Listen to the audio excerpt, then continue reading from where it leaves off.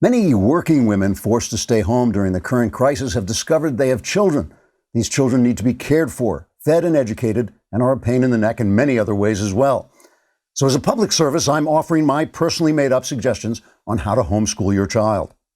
First, you may find that having been sent home from public schools, your 5 and 6-year-olds are no longer receiving important lessons in such subjects as gender fluidity and how white people killed the Indians. You might want to use the time they would have been studying these subjects to teach them equally useful activities, like soaking Kleenex in toilet water and then hurling it at your little sister. If you want to add an educational aspect to this, you can pretend little sister is an Indian who was innocently going about the business of burning down her brother's log cabin when he hurled the soaking Kleenex and then cruelly laughed at her before taking all her empty land away and building New York on it. Here's another helpful hint. Some public schools have introduced newfangled teaching methods, like drugging your son into semi-consciousness with Ritalin and calling the police when he makes a finger gun. If you're not up on these ultra-modern techniques, you might want to replace them with more tried and true public school practices like flogging and exorcism. And finally, you may occasionally overhear your child praying to God to let the quarantine last forever so that mommy doesn't go back to work and leave him alone again. If this happens, take your child aside and gently explain there is no God, and if there is, and he even thinks about granting that prayer, you will burn his house down and make sure God knows it's all your child's fault. Then tell your child the quarantine is over and you're going back to work and hide in the bathroom for the next 8 hours or until the kid moves in with your ex. Trigger warning. I'm Andrew Klavan, and this is The Andrew Klavan Show. I feel hunky-dunky, life is tickety-boo. Birds are winging, also singing hunky-dunky-doo. Ship-shaped ipsy-topsy, the world is zippity-zing. It's a wonderful day, hurrah, hooray! It makes me want to sing. Oh, hurrah, hooray! Oh, hooray, hurrah! Well, that opening was just plain mean, and I hope many of you are writing in to complain. I'm a fan of the espionage thriller novels of Daniel Silva. He writes a series about an Israeli assassin who goes around bumping off people who have oppressed Jews. And since that's everybody, he kind of takes the license to kill to a whole new level. The Silva book I'm reading now includes a description of the diners at a fashionable Washington, D.C. restaurant. It says, quote, "Its well-heeled clientele were members in good standing of Washington's ruling elite, lawyers, lobbyists, journalists, diplomats, and intellectuals from the city's most prominent policy shops and think tanks. Most were Democrats and leftward-leaning. They were globalists, environmentalists, and supporters of reproductive rights, unrestricted immigration, universal health care, robust gun control, and a guaranteed basic income for those at the bottom of the economic ladder," unquote. Now, I strongly suspect that's a very accurate description of the D.C. elite. I don't think Silva is attacking them. I think he's just describing them. And it explains a whole lot about their reaction to Donald Trump. One of the things that goes with being a ruling elite is a certainty constantly confirmed by everyone you know that you are basically right. Not right about every little thing, but right in your general view of the world. It's more about class than facts or logic. The things you think are the things people like you think, and people like you are the best people. Just ask other people like you. Trump has committed the unforgivable sin against these people of being right while not being one of them. He's certainly right about abortion and unrestricted immigration, and I agree with him wholeheartedly on gun control. But the big revelation for me is globalism. I always had a problem with globalism because it put Americans out of work, and I was never totally comfortable with my right-wing friends who shrugged at that and talked about how at least the unemployed got cheaper iPhones, and if their communities fell apart, they could just move.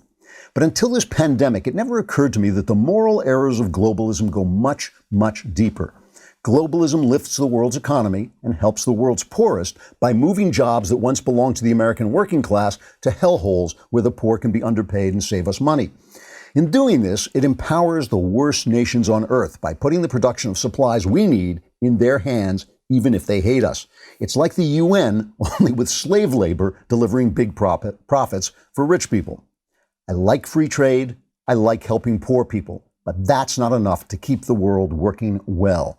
The world is not a marketplace with countries competing as businesses, because some countries, like China, are run by evil people who want to destroy everything that is good, including us. To get the right global mix, we need free trade, helping poor people, and one more thing. We need to put America and America's workers first so that the good guys maintain the upper hand at all times. Trump was completely right about this, and the elite were and are completely wrong. And so I'm going to sit here and hold my breath until the elite apologize to Trump and change their minds. All right, I'm not going to do that.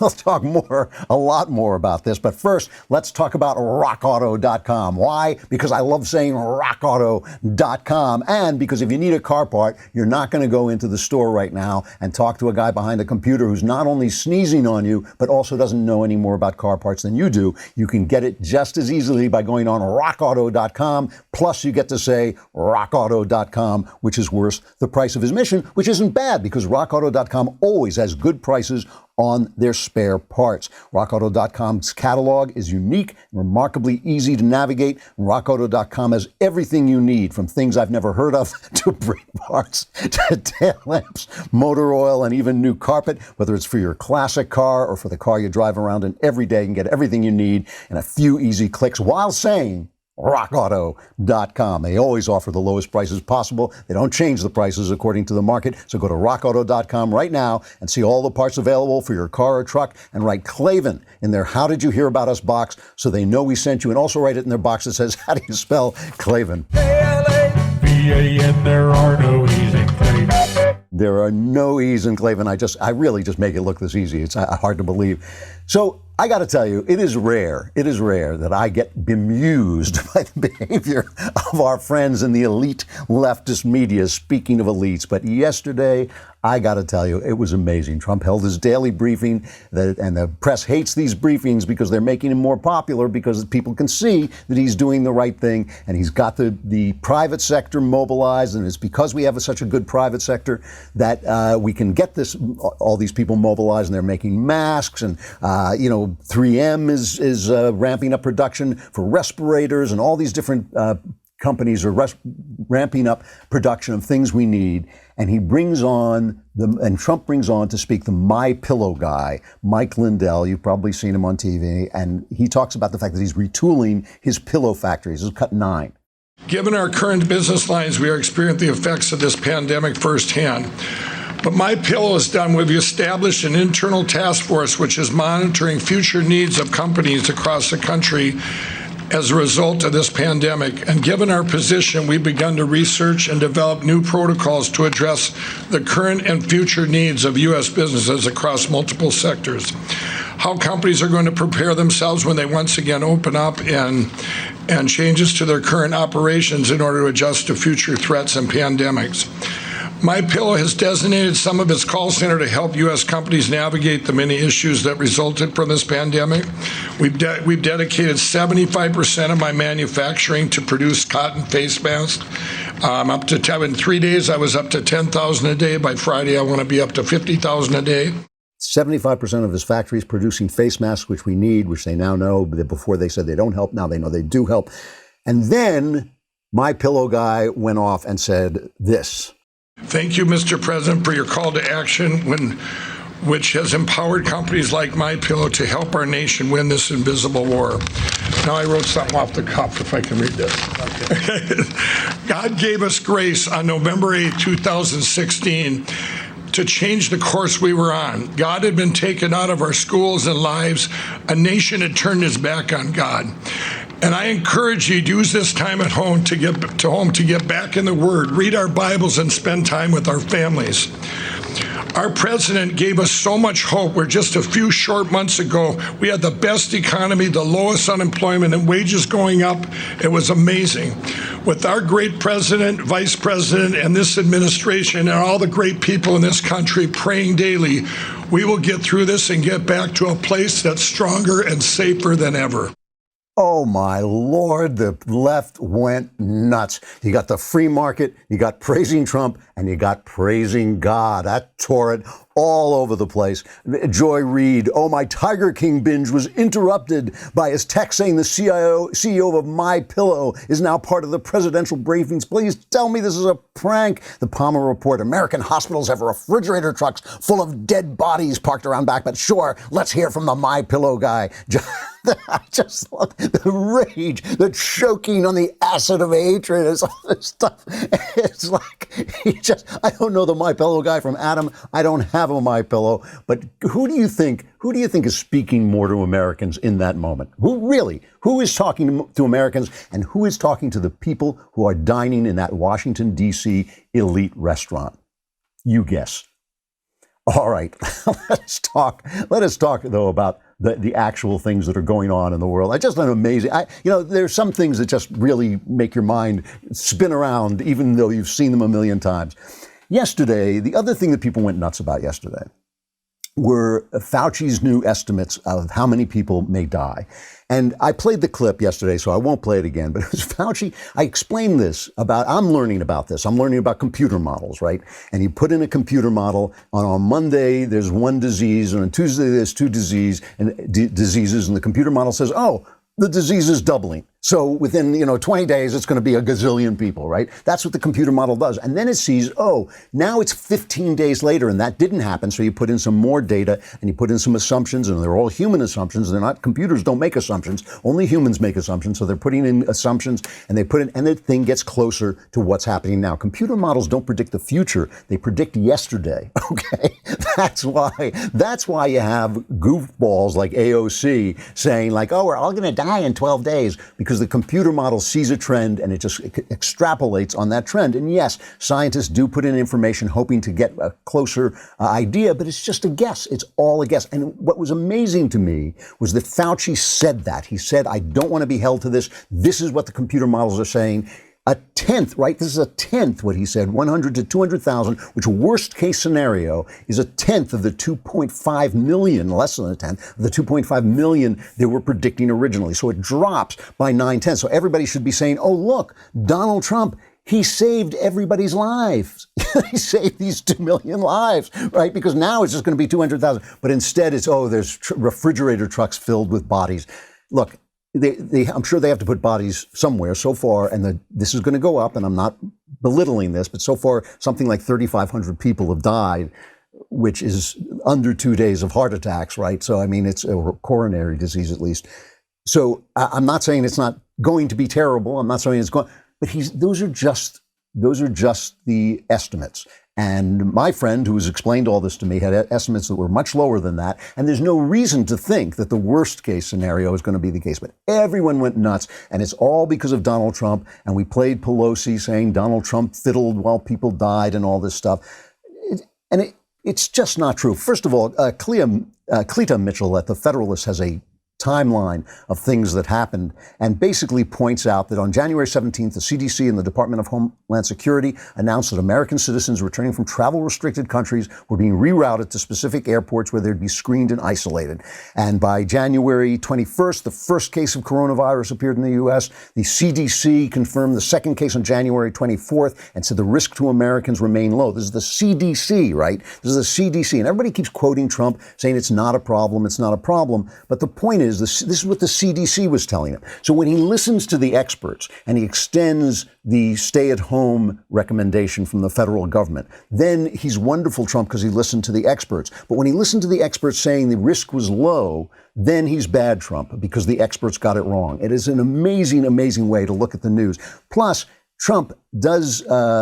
And by the way, the World Health Organization is praising China for their speed and openness in dealing with the virus. And then, Trump shuts down the borders. When he does that, Joe Biden says, no, that's a terrible thing. It's xenophobic. Don't shut down the borders. That has been, even Fauci says that saved a lot of lives that he did this.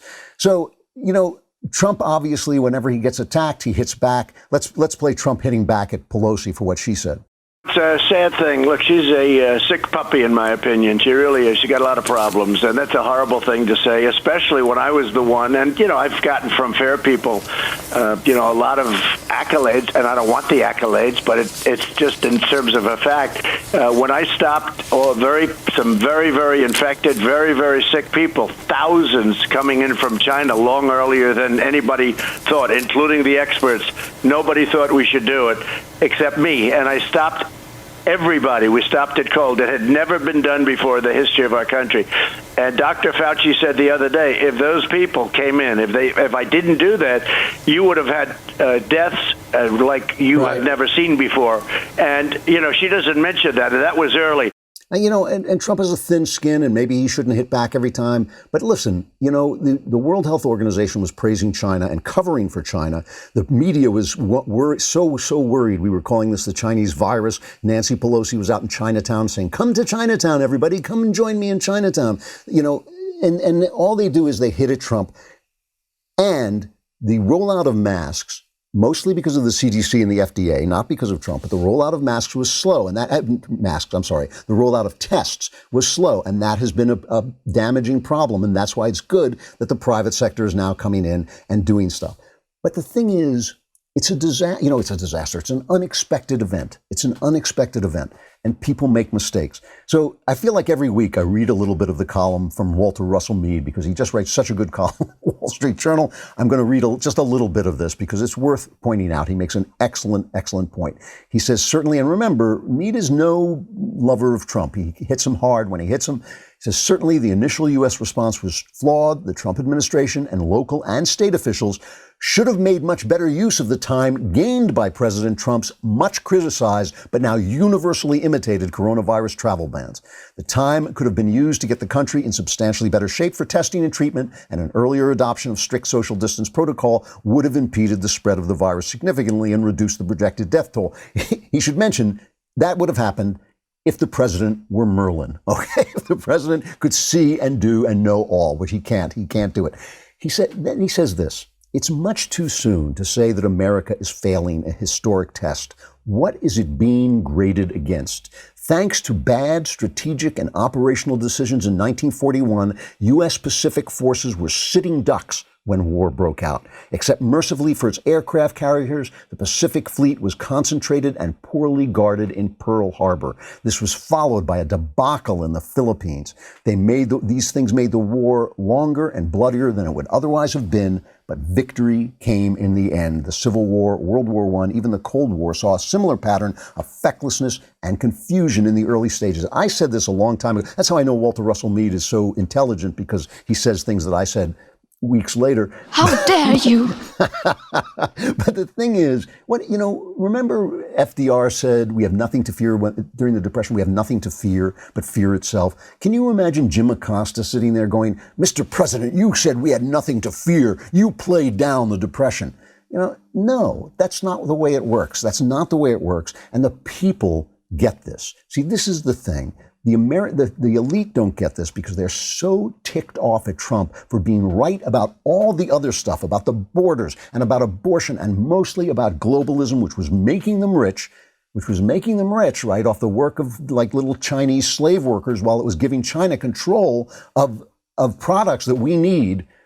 They're so angry at him for being right while not being one of them. It's the ultimate sin. You can be right while you're one of them, but to be right when you're not one of them, no. Even being wrong, of course, when you're one of them when you're not one of them is even worse. But the people are judging Trump against the world. They are judging Trump against other places and how they're dealing with it. The mainstream media is still reporting China's numbers as if they're real. They're not. They're judging them against the elites who would have opened the borders, left the borders open, who sent our jobs overseas in the first place, who entangled us in Afghanistan for 20 years while appeasing China and Iran. I mean, these guys in Daniel Silva's restaurant, and again, Silva's not attacking them, I am. These guys have nothing to brag about. They have nothing to say, oh, we did this right while you did it wrong. They have nothing to hit Trump on. Really, they really don't. It is not that Trump doesn't make mistakes. I mean, it's a stupid metric. It's a stupid metric. Who survives the metric of making mistakes? It's that he's doing a good job. He's trying to get it right. He's bringing in the private sector. They follow him. They'll do what he says, what he asks them to do, because he's been good to them. And the elites have gotten just about everything wrong, not just over the Obama administration, but for the last 20 years. They need this shakeup. They need Trump. All right, Ring. I'm not letting anybody in, but I still want to talk to them, right? I'm not letting anybody in my house. The first priority in this current crisis is to save the Klavan. That is why nobody can come into my house. But I do want to talk to them, and you can talk to people with your Ring doorbell. With a Ring doorbell, you are connected to your home no matter where you are. And where are you? You're home. You're in home, but you're not opening the door. So you want to talk to people through your Ring doorbell. And you also want security during this time. And Ring will also give you things like a sensor that will turn on floodlights when somebody comes on. Ring detects motion when people come onto your property. Ring's video doorbells let you answer the door and check in from your home anytime, anywhere, namely at home, because that's where you're going to be. A package delivery, a surprise visitor, you can tell them to get away by using your Ring doorbell. Get a special offer on the Ring Welcome Kit when you go to ring.com/Klavan. The Welcome Kit includes the Ring Video Doorbell 2 and Chime Pro. I have the Doorbell 2, which is really good. It's all you need to start building custom security for your home today. Just go to ring.com/Klavan. That's ring.com/Klavan, because even in this crisis, no one should be allowed in your home unless he knows how to spell Klavan. There are no easy Klavans. There aren't. It's Klavan. The easy part all comes from me. So, meanwhile, we have to talk. Everybody says we don't want to talk about politics, but of course it's all political. Everything is political, and there's no sense in blaming Trump for being a political guy when everybody is being political, and especially our news media. NBC is very worried about what is happening to Joe Biden's campaign. We're all very worried about Joe Biden. I want to play the NBC, the Today Show clip. Do we have that? It should be, it's 17. The coronavirus pandemic has temporarily transformed nearly every aspect of American life, including the race for the White House. Virtual campaigning is now the new norm for Bernie Sanders and Joe Biden. And with President Trump seizing the national spotlight day by day from the White House, the Democratic candidates have had to find new ways to connect with voters. So this is one of the reasons, by the way, you can hear the anxiety in his voice that Donald Trump is seizing the White House. These briefings he later says these briefings are his new rally. And this is why you're getting Don Lemon saying stuff like this. I'm not actually sure, if you want to be honest, that we should carry that live. I think we should run snippets. I think we should do it afterwards and get the pertinent points to the American people, because he's never, ever going to tell you the truth. It's obvious. It's transparent to me. This has become, those press briefings have become his new Apprentice.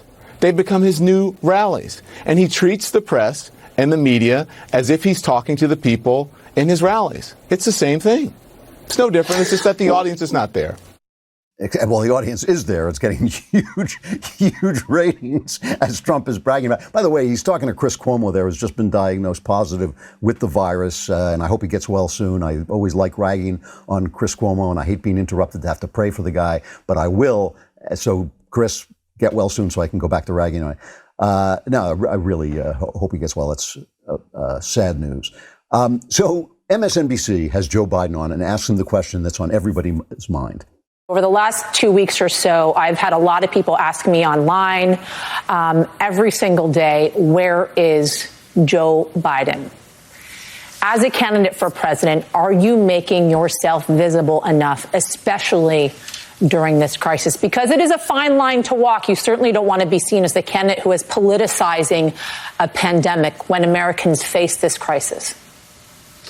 Everything that I have done has been designed to be constructive. You may recall I was the first one to call for the president way back in January 17th to take this seriously. A real serious crisis is coming, an article I wrote. I talked about doing the Defense Production Act before anyone came along. I put together a group of people who are outside experts who don't adhere to any party. They've served for 4 different presidents to say, what do we need to do now? I've been on the phone. So the best I can do from my position is to lay out what I think should be done. You don't know what you're talking about, do you? Wait, just a minute. Give the man a chance to explain himself. All of America is asking, where is Joe Biden? Where is Joe Biden? So what would he do? Here he is explaining it. Cut to, listen to this very closely so we know how to behave during this crisis. And in order to avoid those very high numbers, we have to do at least several things. One, we have to depend on what the president's going to do right now. And first of all, he has to wait till the cases before anything happens. Look, the whole idea is he's got to get in place things that were shortages of. I'm Joe Biden, and I approve this message. I hope you guys were taking notes, because you want to remember whatever he just said. You don't want to forget it, because someday it may, who knows, maybe you'll hold it up to the light or you'll hold a match under it and it'll somehow come clear what the hell he's talking about. It's WWJBD. What would Joe Biden do? Unbelievable. I mean, this is a disaster for the Democrats. I know there are these polls saying Joe Biden beats Trump here and he beats Trump there. I don't believe it. I don't believe a word of it. The enthusiasm gap, the enthusiasm for Joe Biden is like at 25%. So that's a lot of Democrats answering those polls going, yeah, I'll vote for Joe Biden. On the day, they're going to be like, it wouldn't be such a bad thing if maybe my car is broken. I don't go in and vote for Joe Biden. They're all hoping Andrew Cuomo will take his place. We'll talk more about Cuomo as the week goes on, some of the stuff about him, because he's just, the only reason they love him is because they don't know him. Meanwhile, this other thing is happening is these accusations against Biden for sexual malfeasance. And there are a lot of them, it's not just one, but the worst one so far is this woman, Tara Reid, a writer, a former staffer, worked with Biden when he was a senator in Delaware. She's talking about 1993. But remember, Biden is 152. So in 1993, he was still, 97 or something. I'm doing the math in my head. But anyway, this is not a young man. This is a grown man. And this is what Tara Reid says he did to her. We were in a semi-private place. It wasn't completely private. He was at first talking to someone. They went away, and then he said, come here. And then when I gave him the gym bag, it happened all in one motion almost. And he had me against the wall. And then his hands were down my skirt and up my skirt. And I was wearing, I wasn't wearing tights or anything. And he then, with his hand, went from there and entered me with his hand, and as he was trying to kiss me and saying things to me. So when I tell you what happened, it's hard because everything kind of happened at once, but there were incremental parts to it. So, that's pretty bad. Most of the other ones are things like he rubbed his hand down me, the stuff we see Joe Biden doing to people, making women feel very, very uncomfortable. And, I talked about this during the Kavanaugh thing. When you're a young man, especially like 16, 17, and you're virtually, it's very hard to control the hormones going through you. I'm not making excuses for anybody, but I would go back and when I talked about Kavanaugh, I said, I really don't care if he did something wrong, as long as it wasn't rape or criminal. When he was a kid, I know I, as a kid, did things that I certainly regret. But I grew up. This is a grown man. I grew up. What is it? Why did these guys skip that stage of growing up? So my problem here is not with the accusation. I don't know if they're true or not. I'm not convicting the guy at all. My problem is the way the press covers them, okay? Our friends at MRC have put together a montage of how they covered Kavanaugh before Blasey Ford testified. Here's that montage with music.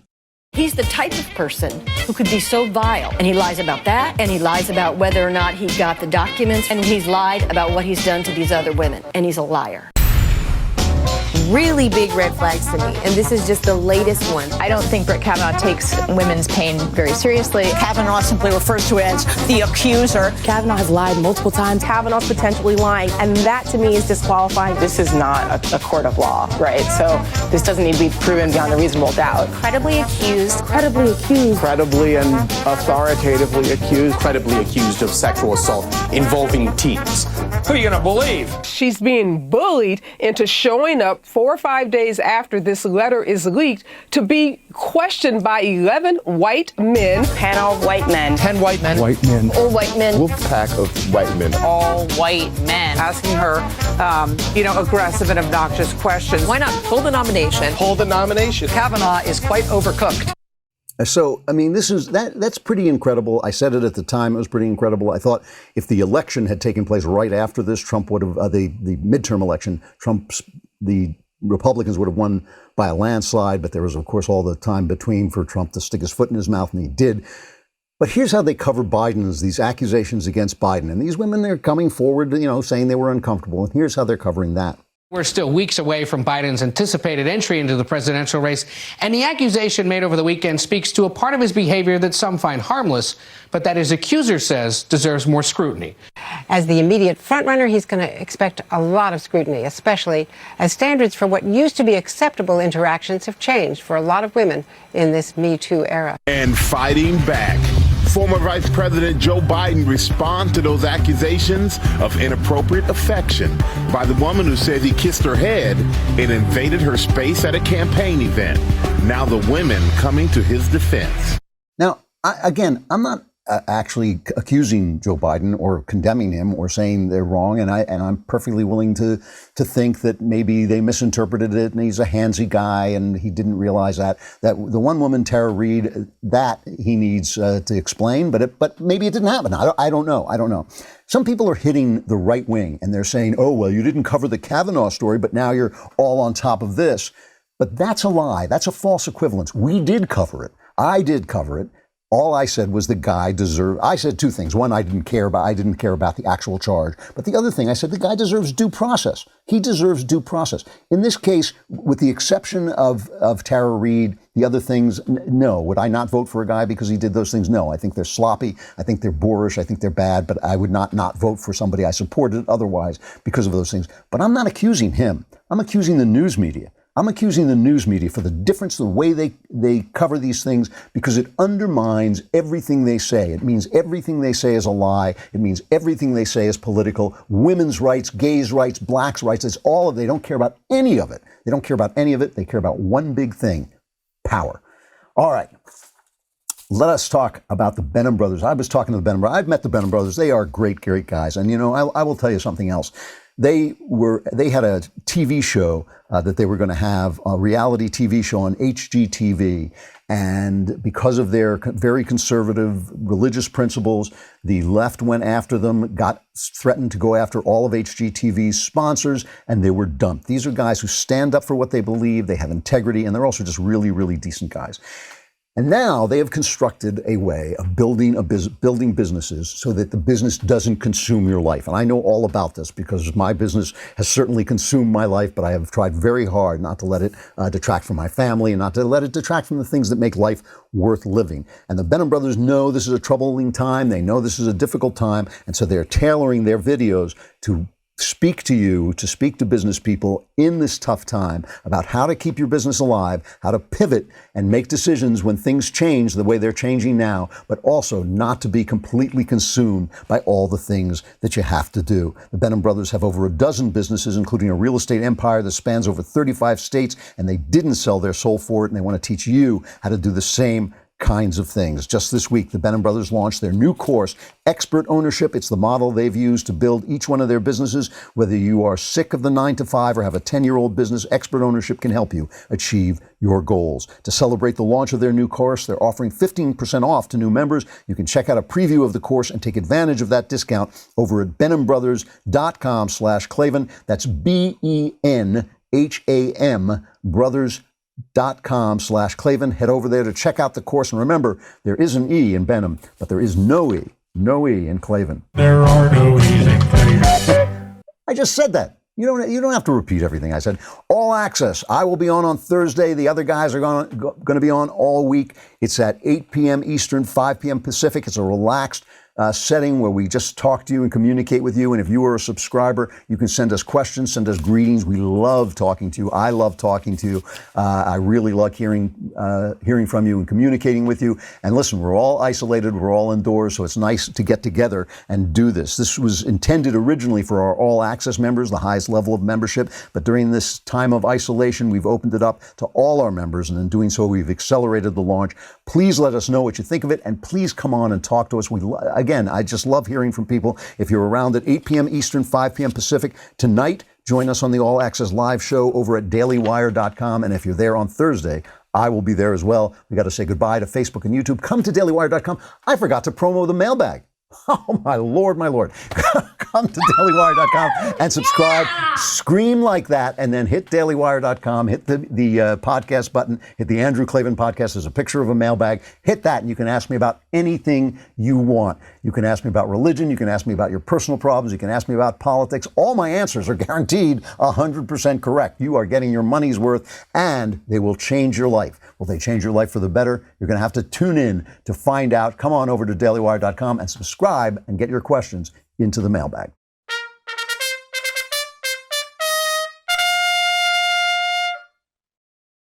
All right, I want to return to this idea of globalism and the elite, and really, you know, I'm not making a sweeping statement. Oh, we shouldn't have global trade. We shouldn't have free trade. But I got in these arguments with a lot of conservatives at the time, where I said, you know, our country comes first, and we cannot have communities falling apart. And the thing about capitalism is it's just like every other ism. It is just like every other ism. Capitalism is great. It's really helpful. It's free enterprise, which is not even an ism in a way. But still, you can't get so attached to any system that you forget the things that matter most. Your neighbors, human beings, human good, your country, freedom, which this country represents and defends. Without this country, you think the world would be free? Without our First Amendment, do you think other people would protect free speech? They already go after free speech everywhere but here. It's only here where we have the written down First Amendment and a Constitution and a tradition of free speech. We defend freedom around the world. And let me tell you, I've said this before, people always start to argue with me, but then they think about it and they realize I'm right. There's not a single person, male or female, walking the earth who is politically free, who does not owe that freedom to some degree to American treasure and blood. Not one single person. So we count, we matter. We have to take care of ourselves first. We have to make sure, just like when the bag drops in an airplane, they say, put on your breather first, so then you can help other people. We have to keep America going. And the thing is, again, I'm not trying to get rid of free trade. I'm not trying to deny that it helps the poor when they get American jobs in some of these countries. But a lot of these countries first, we have to take care of ourselves first. And then we can take care of other people, just like in the airplane. And I think that this is an important thing that Trump got and the elites don't get. And the elites don't feel it because they're making a lot of money off globalism. It works for them. That's why I get so angry. I mean, I know Andrew Yang is a good guy, but I get so angry when they talk about this universal income, the universal guaranteed income, because basically it's saying, oh, you don't need a job. You don't need meaning in your life. You don't need purpose in your life. You don't need the respect of your family for being a breadwinner. You don't need any of those things. Here's $1,000. Go away. Leave us alone while we get fantastically wealthy, selling iPhones that were made by slaves in China. That is not a good system. And I'm sorry, as a conservative person, I know that conservative values are held together by community. Conservative values do not exist in a vacuum.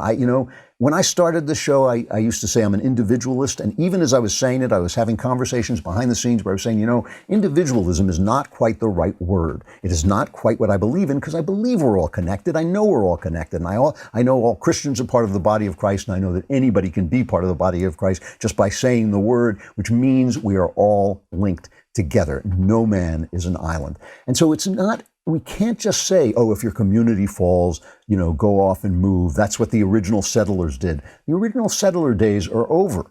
They're over. We're now a modern, advanced, technological civilization. When your community falls apart, everything falls apart. We cannot have a country like this. We cannot have a country that sells the American dream where so many people are committing suicide because they're out of work, which is what happened during the Obama years. So many people are committing suicide because they're out of work that the life expectancy is going down. Cannot be. That turned around under Trump, and it's going to take a hit. We're going to take a hit with this current downturn. But I will tell you, I'm going to pause in what I'm saying just to put in this little go off the rails a little bit here and just talk about the economy. Everybody is predicting what a terrible, terrible depression this is going to be. I'm not making any predictions, but I think that those predictions, just like the predictions of worst case scenarios and sickness, I think those predictions are coming too soon. One of the things that happened after World War II is America soared. Why? Because all the competition had been destroyed, right? Europe was gone, basically, it was in rubble. So the American economy soared after World War II. Everybody's economy has stopped. Economics is a competitive business, right? I think that when this goes back, we're going to start competing again. There was nothing wrong underlying the economy except for our debt. I think we're going to start competing again. I think the economy is going to come back stronger than people think it is. But that's just me, and I don't know the future any more than anybody else. But my point is this, to go back to the original point, that when we talk about America first, it turned out to be the right thing. It sounded bad. They kept saying, oh, it's just like Charles Lindbergh supporting the Nazis and all this. It wasn't. Victor Davis Hanson has a piece at American Greatness. And I know Victor Davis Hanson is smart because he keeps saying the same things I do too. And he speaks Greek as well. I only sound like I'm speaking Greek. VDH says, certainly candidate and then President Trump's strident distrust of China was annoying to the American establishment. The left saw China in rosy terms as the other that just did things like airports, high-speed rail, and solar panels better than did America's establishment of geriatric white male has-beens. Many on the right saw China as a cash cow that was going to take over anyway, so why not milk it before the deluge? In some, conventional Washington wisdom assumed that appeasing the commercial banditry of an ascendant China at best might ensure that its new riches led to westernized political liberalization, and at worst might at least earn them a pat on the head from China as it insidiously assumed its fated role as global hegemon.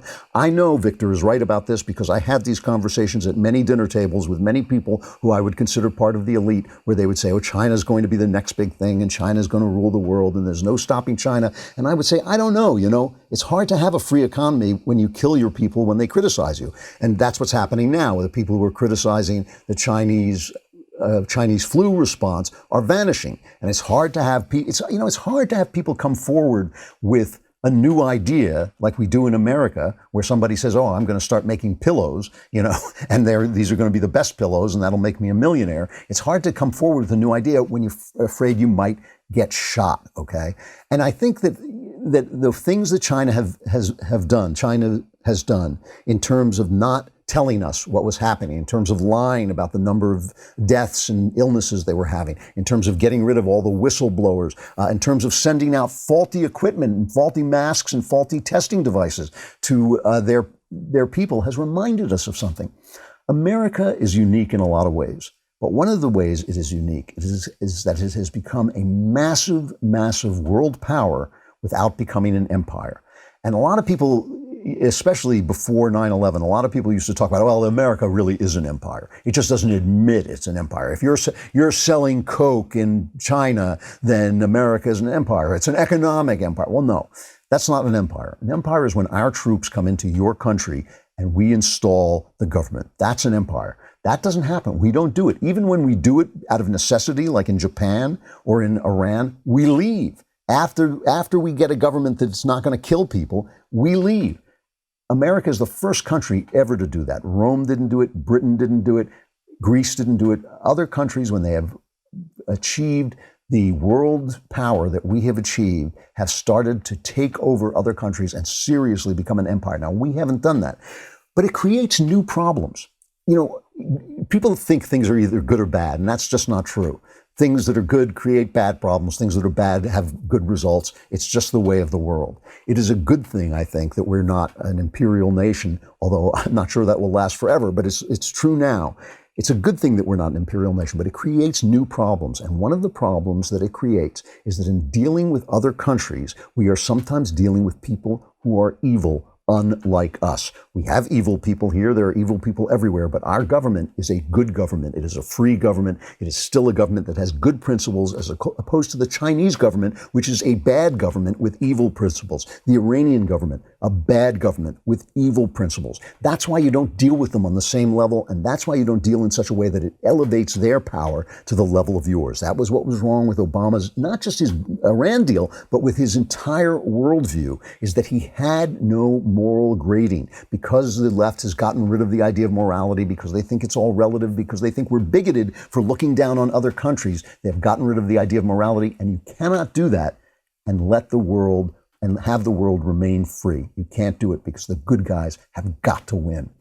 All right, a final reflection. Speaking of this, things to watch. I'm talking about a lot of stuff to watch. And one of the things I really am enjoying is Babylon Berlin, a German show on Netflix. I've talked about it before because I watched the first 2 series. Not the most expertly plotted thing, but I have to say this one thing about it. It is about the rise of the Nazis in Weimar Germany. And it's just a mystery story, a cool little mystery entangled with all the politics and all the culture of Weimar Germany, which is just fascinating to watch. Also, I love the 2 leads, Volker Bruch and Liv Lisa Fries. She is absolutely gorgeous. She is such a cutie pie. And Volker Bruch just has a wonderful charisma. It's just terrific to watch them. However, I just have to say this one thing. It's about time our artists understood, that our creatives understood, that Nazism can be bad without communism being good, right? The communists are not just lovely idealists who sometimes get things wrong. That's an oppressive philosophy. It hides its oppressiveness underneath a Christian, something that sounds like Christian charity, but it is just as oppressive in the end every single time as the Nazis, just as murderous every single time as the Nazis. It would be nice if we could have some artists with a bit of artistic breadth and broad-mindedness who understand that. Plus, on top of which, one of the things they show you in Babylon Berlin is they show you a decadent Weimar society of free love and all kinds of different sexualities just running rampant and being out in the open. They might want to take into account whether that is pleasant. That's nice. It's nice to be tolerant. It's nice to have different ways. It's nice not to oppress people for the way they love one another, but that too might feed into a sense of chaos that makes people turn to dictatorial leaders. Chaos leads to dictatorship. Freedom leads to the worship of freedom. The worship of freedom leads to chaos. The chaos leads to dictatorship. That's Plato. It's not a secret. People have known it for thousands of years. Babylon Berlin is a wonderfully entertaining show. You should watch it. It's lovely.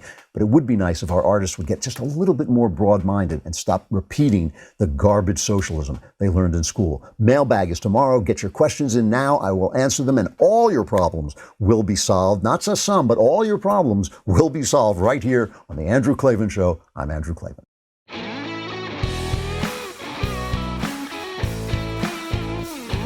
The Andrew Klavan Show is produced by Robert Sterling and directed by Mike Joyner. Executive producer, Jeremy Boring.